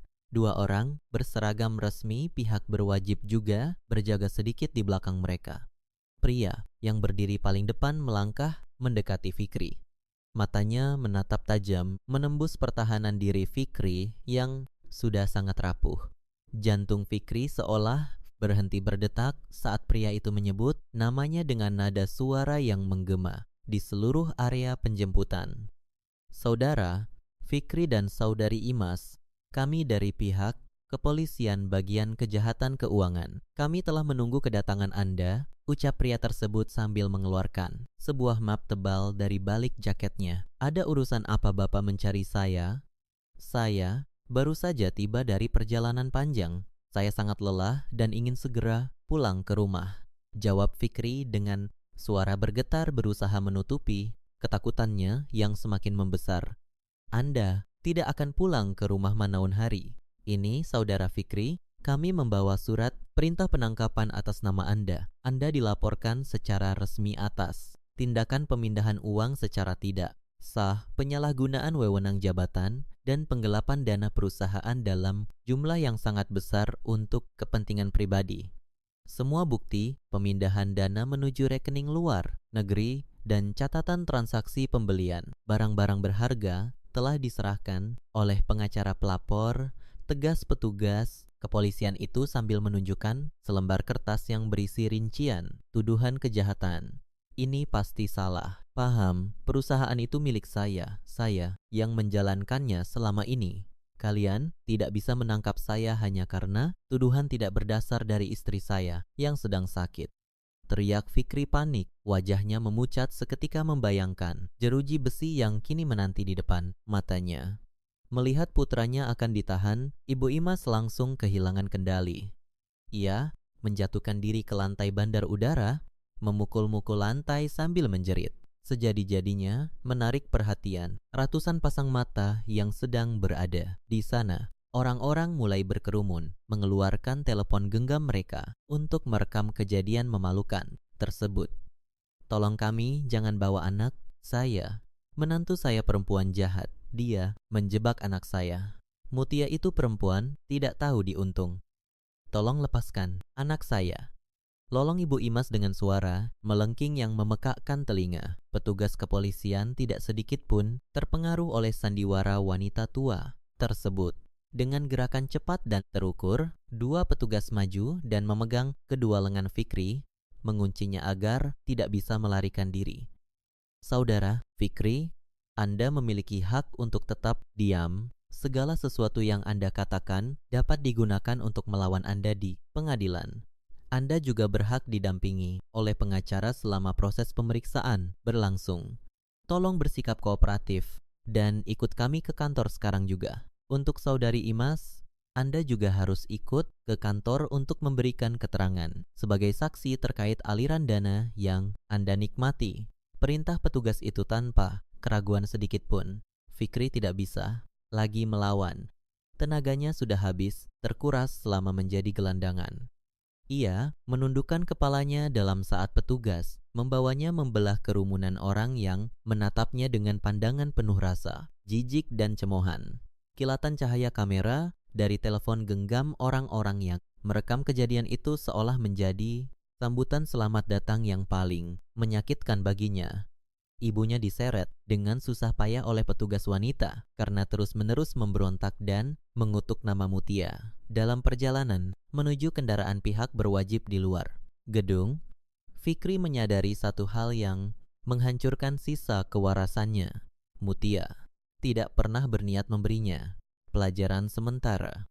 Mutia telah merencanakan kehancuran mutlak untuknya sejak detik di mana pesan kejam di luar negeri itu terkirim.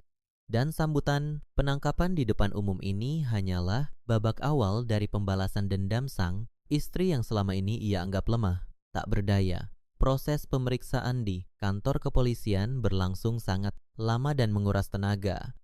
Fikri duduk di ruang interogasi dengan tubuh gemetar. Diberondong ratusan pertanyaan tajam dari para penyidik yang tidak memberikannya ruang untuk bernapas. Seluruh bukti yang diserahkan oleh pengacara Mutia begitu sempurna dan tidak bisa dibantah. Catatan pemindahan, uang dari rekening perusahaan ke rekening pribadi, bukti pembayaran, tempat penginapan mewah hingga mutasi, pembelian barang-barang perhiasan, semuanya tercetak jelas. Fikri tidak memiliki satuun alasan yang bisa menyelamatkannya karena pada kenyataannya seluruh kekayaan itu memang tertulis sah atas nama Mutia. Setelah proses pemeriksaan awal yang melelahkan itu selesai menjelang malam hari, pihak berwajib memutuskan untuk menahan dokumen perjalanan Fikri dan memberikan surat panggilan lanjutan. Mengingat pihak pelapor memberikan kelonggaran agar tersangka tidak langsung dimasukkan ke dalam sel penahanan malam itu juga. Fikri dan ibunya diizinkan meninggalkan gedung kepolisian dengan status wajib lapor. Ini bukanlah sebuah kebaikan, melainkan bagian dari rencana Mutia agar Fikri merasakan penderitaan kehilangan segala-galanya secara perlahan-lahan di luar sana. Fikri dan Ibu Imas berdiri di depan gerbang gedung kepolisian dengan tatapan kosong. Langit malam tanah air terasa sama dinginnya dengan malam yang mereka lewati di luar negeri. Dengan sisa uang logam yang mereka kumpulkan dari dalam tas, Fikri memesan kendaraan umum termurah untuk mengantarkan mereka kembali ke rumah mewah yang selama ini menjadi lambang kesombongan mereka. Sepanjang perjalanan di dalam kendaraan umum yang sempit itu, Fikri terus merapal doa dalam hati, berharap agar setidaknya ia masih bisa merebahkan tubuh lelahnya di atas kasur, empuk di kamarnya sendiri. Ibu Imas yang duduk di sebelahnya terus bergumam tidak jelas, matanya bengkak karena menangis. Seharian memikirkan bagaimana ia harus menghadapi tetangga besok pagi jika kabar penangkapan putranya tersebar luas. Kendaraan umum itu akhirnya berhenti di depan sebuah gerbang besi tinggi yang sangat dikenal oleh Fikri. Rumah mewah bergaya klasik dengan pilar-pilar besar itu tampak menjulang tinggi di balik kegelapan malam.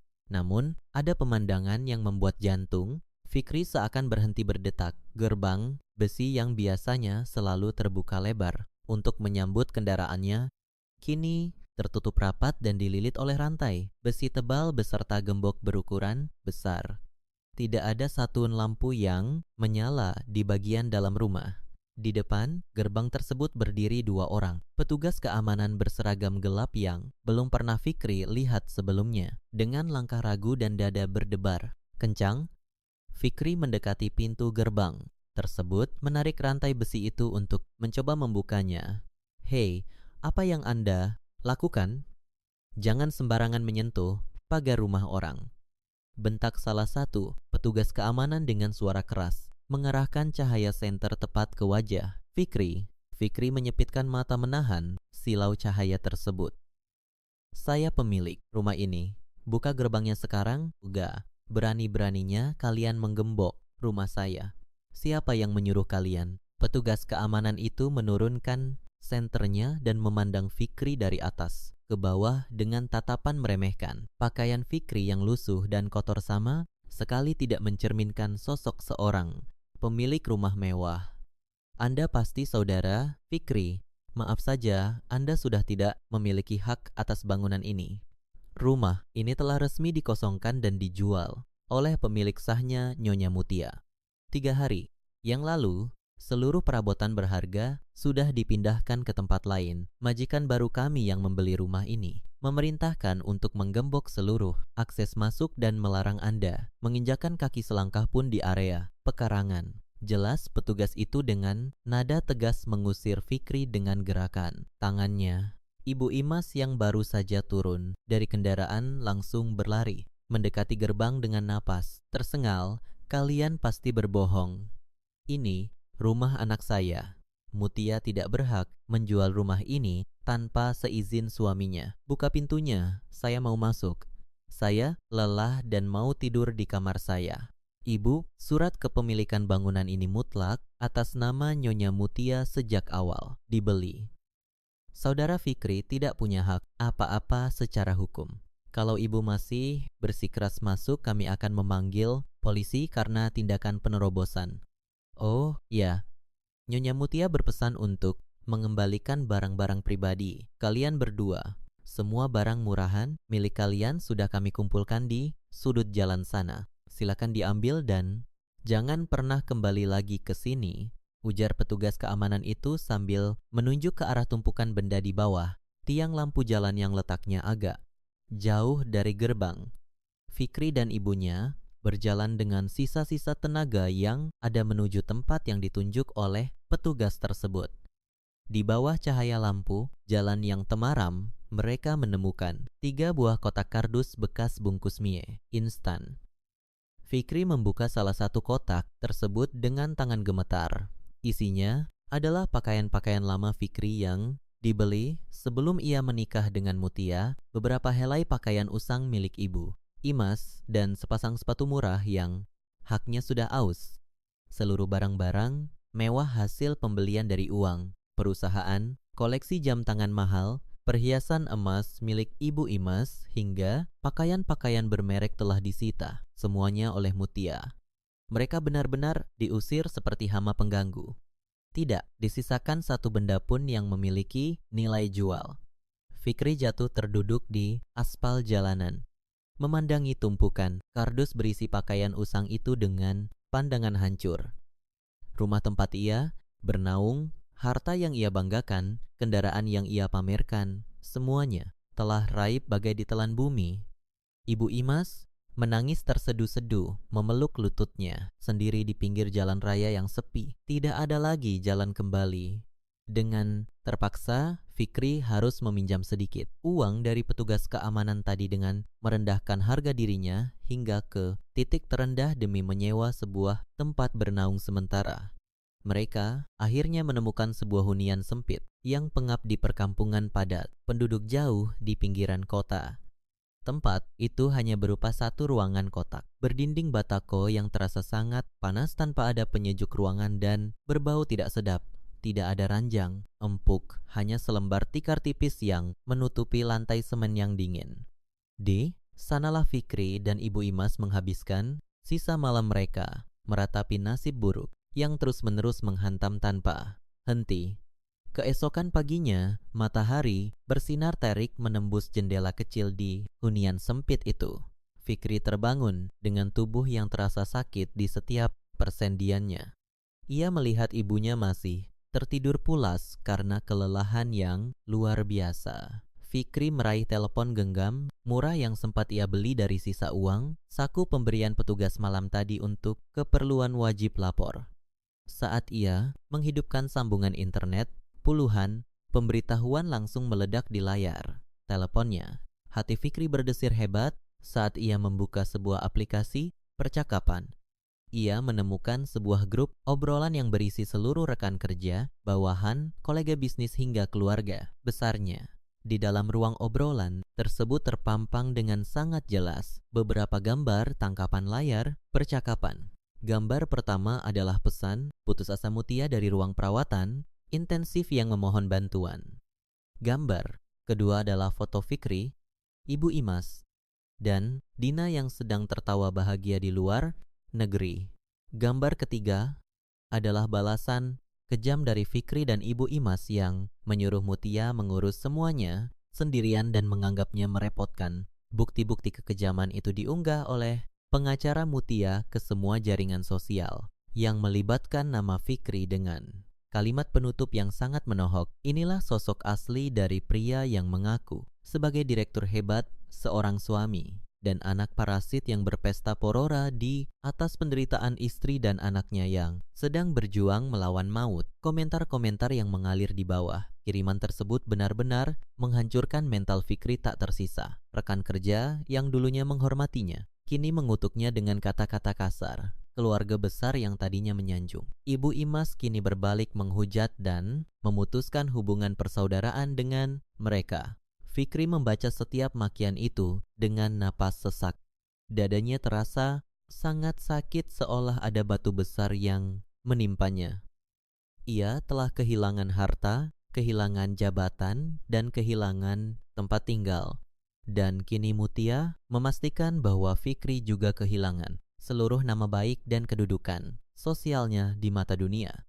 Pria itu menyandarkan kepalanya ke dinding batako yang kasar, membiarkan air mata mengalir deras dari kedua matanya, menyadari bahwa ia telah masuk ke dalam pusaran pembalasan dendam sempurna yang sama, sekali tidak memberinya celah untuk bernapas. Ruang persidangan utama di gedung pengadilan negeri itu terasa sangat dingin dan mencekam. Udara di dalam ruangan seolah membeku, menambah ketegangan yang sudah terbangun sejak pagi hari. Ratusan pasang mata menatap tajam ke arah kursi pesakitan yang berada tepat di tengah ruangan. Di kursi tersebut, Fikri duduk dengan tubuh membungkuk. Wajahnya pucat pasi dan tatapan matanya kosong menatap lantai kayu yang mengkilap. Pakaian tahanan yang melekat di tubuhnya tampak sangat kebesaran, memperlihatkan betapa banyak berat badannya yang menyusut selama berminggu-minggu mendekam di balik jeruji besi menunggu jadwal persidangan. Ini, rambutnya yang dulu selalu tertata, rapi menggunakan minyak rambut mahal, kini dibiarkan memanjang tidak beraturan dan terlihat sangat kusam. Di kursi, barisan belakang yang dikhususkan untuk pengunjung dan saksi, Ibu Imas duduk, meringkuk dengan tubuh bergetar hebat. Wanita tua itu tidak berani mengangkat wajahnya sama sekali. Terus-menerus menyembunyikan wajahnya di balik kerudung usangnya karena tidak sanggup menahan rasa malu dari tatapan menghakimi para pengunjung sidang yang sebagian besar adalah mantan rekan, bisnis, serta kerabat jauh mereka. Pintu utama ruang persidangan tiba-tiba terbuka lebar, mengalihkan seluruh perhatian pengunjung sidang. Suasana ruangan yang tadinya dipenuhi bisik-bisik tertahan mendadak berubah menjadi sunyi senyap. Mutia melangkah masuk ke dalam ruangan dengan langkah yang sangat tenang, anggun, dan penuh wibawa. Ia mengenakan pakaian formal yang dijahit dengan sangat rapi, dipadukan dengan jilbab panjang yang menjuntai menutupi bagian dadanya secara sempurna. Wajahnya memancarkan ketenangan yang luar biasa. Tidak ada lagi gurat kesedihan atau sisa-sisa penderitaan yang dulu pernah menghancurkan hidupnya. Didampingi oleh pengacara kepercayaannya, Mutia berjalan melewati barisan kursi pengunjung tanpa menoleh sedikit pun ke arah ibu mertuanya yang sedang menangis, terseduh-seduh. Ia mengambil tempat duduk di kursi pelapor yang berhadapan langsung dengan meja majelis hakim. Kehadiran Mutia di ruangan itu seolah membawa aura kekuatan yang tidak bisa dibantah oleh siapapun, membuktikan bahwa dirinya bukan lagi sosok istri yang bisa diinjak-injak dan direndahkan. Ketua majelis hakim memasuki ruangan diikuti oleh 2 hakim anggota. Semua orang yang hadir di dalam ruangan diwajibkan berdiri untuk memberikan penghormatan. Setelah hakim mengetuk palu persidangan, sebanyak 3 kali proses peradilan yang akan menentukan nasib Fikri pun secara resmi dimulai. Jaksa penuntut umum berdiri dari kursinya dan mulai membacakan puluhan lembar berkas dakwaan dengan suara yang sangat lantang dan tegas. Setiap kalimat yang diucapkan oleh jaksa penuntut umum seolah menjadi paku tajam yang ditancapkan berulang kali ke dalam dada Fikri. Jaksa menguraikan secara rinci bagaimana Fikri secara sadar dan terencana telah memindahkan dana perusahaan milik istrinya ke rekening pribadinya.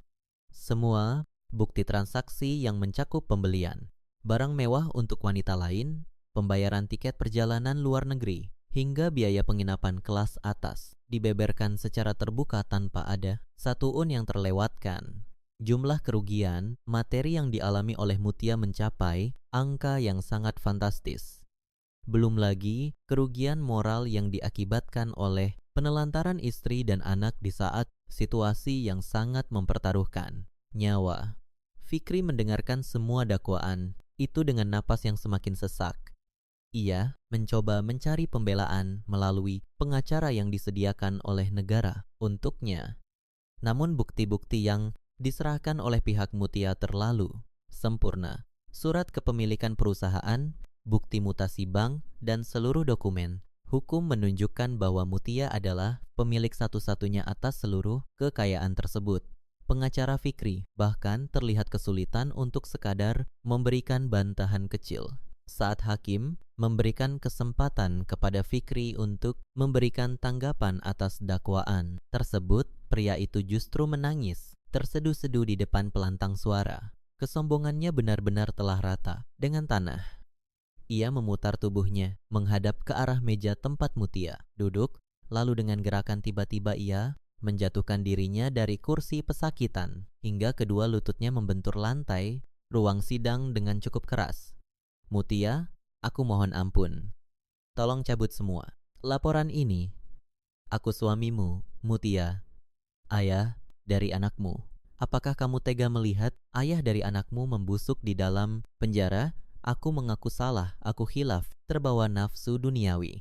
Tolong berikan aku satu kesempatan lagi untuk memperbaiki semuanya. Aku berjanji akan menjadi budakmu. Aku berjanji akan bekerja keras untuk mengembalikan semua uangmu. Asal jangan penjarakan aku. Ratap Fikri dengan suara bergetar dan air mata yang membanjiri wajahnya memohon belas kasihan di hadapan ratusan orang yang menyaksikannya. Melihat putranya bersujud memohon ampun, Ibu Imas tidak bisa lagi menahan dirinya. Ia menerobos pembatas kursi pengunjung dan berlari tertatih-tatih menghampiri meja. Mutia, wanita tua itu langsung menjatuhkan dirinya ke lantai, berusaha meraih ujung pakaian Mutia dengan tangan gemetar. Mutia, menantuku yang paling baik, kasihanilah anakku. Kalau kamu memenjarakan Fikri, siapa yang akan mengurus ibu yang sudah tua dan sakit-sakitan ini? Ibu minta maaf karena selama ini selalu menyakiti hatimu.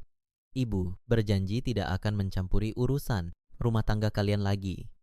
Hukum saja, Ibu, tapi tolong lepaskan Fikri. Dia satu-satunya tulang punggung Ibu. Tangis Ibu Imas dengan sangat histeris, berharap air mata palsunya bisa meluluhkan hati Mutia yang selama ini ia kenal sangat pemaaf.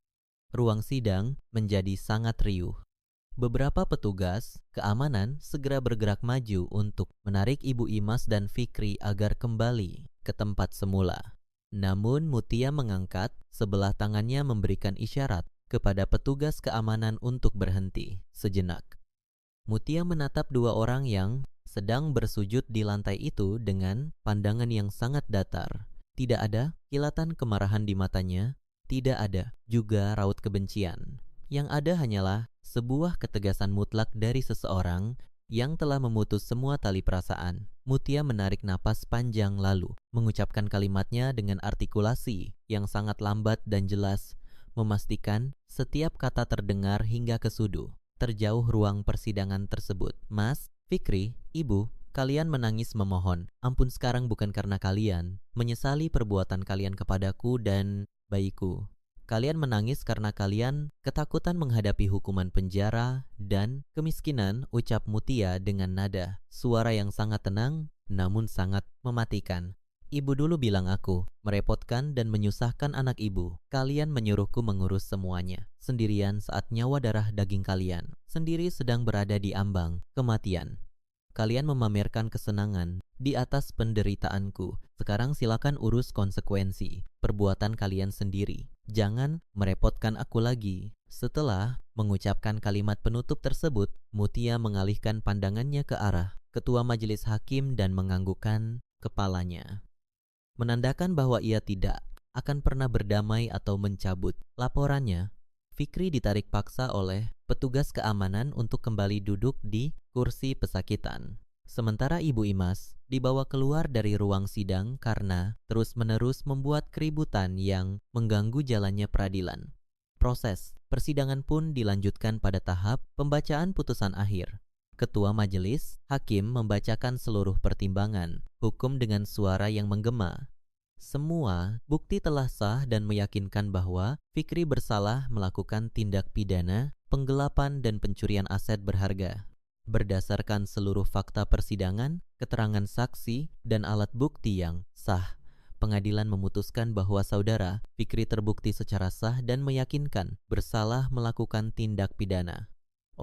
Karena itu pengadilan menjatuhkan hukuman kurungan penjara selama 15 tahun serta diwajibkan untuk mengembalikan seluruh kerugian material kepada pihak pelapor, putus ketua majelis hakim, sembari mengetuk palu persidangan dengan sangat keras.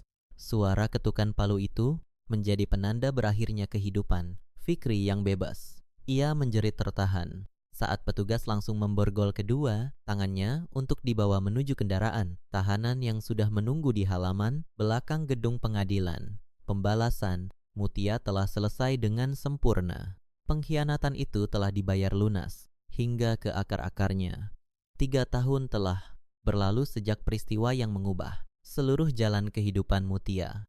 Waktu bergulir dengan membawa banyak perubahan yang sangat luar biasa. Mutia kini duduk di sebuah kursi kebesaran di dalam ruang kerja utamanya yang terletak di lantai teratas sebuah gedung perkantoran bergengsi. Ia telah mengambil alih sepenuhnya kendali atas seluruh perusahaan peninggalan keluarganya. Di bawah kepemimpinannya yang tegas, cerdas, dan penuh perhitungan, perusahaan itu berkembang pesat melebihi pencapaian yang pernah diraih pada masa lalu. Mutia bukan lagi sosok istri pendiam yang selalu bersembunyi di balik bayang-bayang suaminya. Ia kini menjelma menjadi seorang pemimpin wanita yang sangat disegani di dunia bisnis. Seorang panutan yang membuktikan bahwa keterpurukan bisa diubah menjadi pijakan untuk melompat lebih tinggi. Di sudut ruang kerjanya yang luas, terdapat sebuah area bermain kecil yang dipenuhi mainan edukasi. Di sanalah putra kecilnya sering menghabiskan waktu menunggunya menyelesaikan pekerjaan. Bayi prematur yang dulu berjuang hidup di dalam tabung penghangat itu kini telah tumbuh menjadi seorang anak, laki-laki yang sangat tampan, sehat, cerdas, dan sangat menyayangi ibunya. Sementara kehidupan Mutia dipenuhi dengan cahaya keberhasilan dan kebahagiaan yang melimpah, nasib orang-orang yang pernah mengkhianatinya justru semakin terperosok ke dalam lubang penderitaan yang tidak memiliki dasar. Dina, wanita yang dulu dengan sombongnya meninggalkan Fikri di luar negeri, akhirnya mendapatkan ganjaran atas gaya hidupnya yang menghalalkan segala cara demi sebuah kemewahan palsu. Setelah kembali ke tanah air, Dina berusaha menjerat beberapa pria kaya lainnya untuk membiayai kebiasaan buruknya. Namun lingkungan pergaulan yang salah justru menjerumuskannya ke dalam jurang yang sangat gelap. Dina ditangkap oleh pihak berwajib di sebuah tempat hiburan malam karena terbukti mengonsumsi dan mengedarkan obat terlarang. Kini wanita yang selalu membanggakan kecantikan dan keanggunannya itu harus mendekam di sel. Tahanan wanita yang pengap dan sesak. Wajahnya yang dulu selalu dirawat dengan biaya mahal kini terlihat kusam, keriput, dan penuh dengan bekas luka. Akibat sering berselisih paham dengan sesama narapidana di dalam penjara, penderitaan yang jauh lebih berat dialami oleh Fikri. Menjalani hukuman 15 tahun kurungan penjara ternyata jauh lebih mengerikan dari apa yang pernah ia bayangkan. Di dalam tembok penjara yang tinggi dan berlapis kawat berduri, Fikri yang memiliki sifat pengecut dan tidak pandai berkelahi harus menjadi bulan-bulanan narapidana lainnya. Hampir setiap hari ia harus melakukan pekerjaan-pekerjaan kotor seperti membersihkan kamar mandi umum dan mencuci pakaian narapidana senior hanya demi mendapatkan sedikit tambahan makanan pembagian. Pakaiannya selalu basah oleh keringat. Tubuhnya sangat kurus kering dan matanya selalu memancarkan ketakutan yang mendalam. Setiap malam saat ia berbaring di atas lantai semen yang dingin, ingatan tentang senyum Mutia yang lembut dan tangisan bayinya selalu datang menghantuinya. Penyesalan yang tiada akhir terus-menerus menggerogoti kewarasannya. Menyadari bahwa ia sendirilah yang telah menukar sebuah keluarga yang penuh cinta kasih dengan siksaan abadi di tempat yang mengerikan ini. Nasib paling menyedihkan mungkin jatuh kepada Ibu Imas. Wanita tua itu kini hidup sebatang kara di sebuah hunian sempit yang hanya seukuran kamar mandi terletak di pinggiran perkampungan kumuh yang sering kebanjiran. Tidak ada lagi arisan mewah, tidak ada lagi perhiasan berkilau, dan tidak ada lagi teman-teman yang dulu selalu memujinya. Untuk bertahan hidup sehari-hari, Ibu Imas terpaksa bekerja sebagai buruh cuci piring di sebuah warung makan kecil di pinggir jalan raya yang dipenuhi asap kendaraan. Tangannya yang dulu selalu dihiasi cincin kini menjadi sangat kasar, pecah-pecah, dan penuh dengan bekas luka goresan.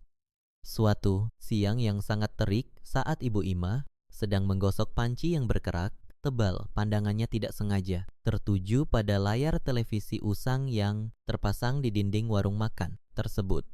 Di layar televisi itu sedang ditayangkan sebuah acara bincang-bincang yang menampilkan pengusaha-pengusaha sukses. Dan di sanalah ia melihat Mutia, mantan menantunya, sedang tersenyum cerah menjawab pertanyaan pembawa acara mengenai kunci kesuksesannya dalam membesarkan anak sekaligus menjalankan perusahaan raksasa. Dada Ibu Imas terasa sesak. Air mata penyesalan menetes deras, bercampur dengan keringat di wajahnya yang keriput. Ia hanya bisa menangis dalam diam meratapi kebodohannya yang telah membuang menantu sebaik malaikat demi mempertahankan kesombongan yang kini menghancurkan hidupnya. Menjelang sore hari, cahaya matahari berubah menjadi keemasan, menyinari sebuah taman kota yang sangat asri dan tertata rapi. Mutia berjalan perlahan menyusuri jalan setapak berbatu di taman tersebut, menikmati hembusan angin sore yang menyegarkan. Di depannya, putra kecilnya sedang berlari-lari riang mengejar kupu-kupu yang berterbangan di antara bunga-bunga bermekaran. Tawa renyah anak itu terdengar bagaikan alunan musik paling indah di telinga Mutia. Setelah puas berlari, anak laki-laki itu berbalik dan menghambur ke dalam pelukan Mutia. Mutia merengkuh tubuh mungil itu, erat-erat mencium puncak kepala anaknya. Dengan penuh kasih sayang, "Ibu, besok kita jalan-jalan ke sini lagi ya." Di sini udaranya sangat sejuk. Celoteh anak laki-laki itu dengan mata berbinar-binar. "Tentu saja sayang, besok kita bermain di sini lagi sampai kamu puas," jawab Mutia sambil merapikan rambut putranya yang sedikit berantakan, tertiup angin. Mutia berdiri sambil menggandeng tangan kecil anaknya. Ia memandang ke arah langit ufuk barat yang mulai menampilkan warna jingga, kemerahan. Hatinya terasa sangat ringan, damai, dan penuh dengan rasa syukur. Semua penderitaan, air mata, dan pengkhianatan di masa lalu telah ia kubur dalam-dalam dan ia jadikan pupuk untuk menumbuhkan kekuatan baru dalam dirinya.